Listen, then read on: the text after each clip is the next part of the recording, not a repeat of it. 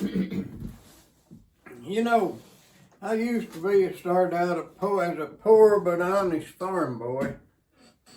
That phrase I always thought, poor but honest thing, I thought that came from Horatio Alger or somebody. But I looked it up and it's from Shakespeare. It's from All's Well That Ends Well, where Helene, the heroine, was a poor but honest character, according to her. Anyway, what I was going to say is I wasn't really that initiated in the ways of the world.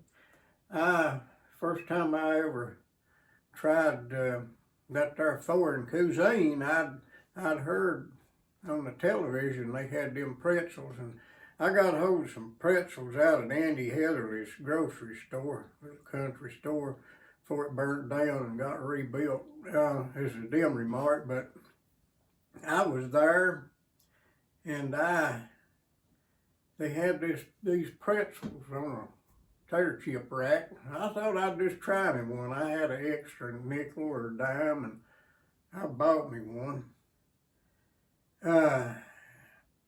They didn't impress me much. I liked the crunch, but they was probably 6, 8 months old because nobody buy them.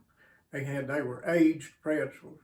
And the next time I run into that there ethnic food, I'd get up from my apartment and hurry over to school at UT, and I wouldn't have breakfast, but I had to go from the hill down through the holler and back up to the other hill for a humanities course, some elective I had to take. And I stopped at one day at the student center cafeteria they had there. I wanted to get me a donut. And I saw these donuts in there, looked kind of funny, but I went ahead and bought one, and I get out and chewing on it going up to, and I do mean chewing on it going up to my next class. It didn't have no sugar on it. It was the strangest donut I'd ever had. In fact, I called them rubber donuts because I thought that's what they was rubber donuts. But I had that first, and I thought, boy, that's a disappointment. But it stuck with me. I didn't get hungry. Got a break 1 or 2 o'clock. So I kind of got in the habit of eating them alone. It was a while before I found out they had a price list up there one day, and I saw it and found out I'd been eating bagels. I didn't know that. Never had any ethnic food.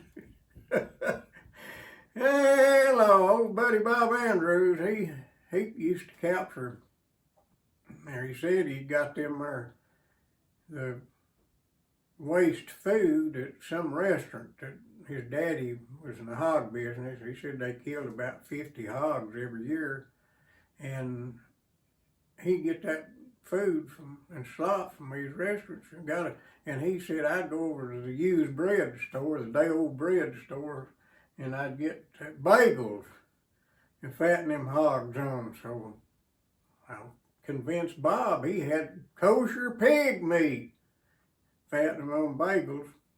I don't know how that'd go over.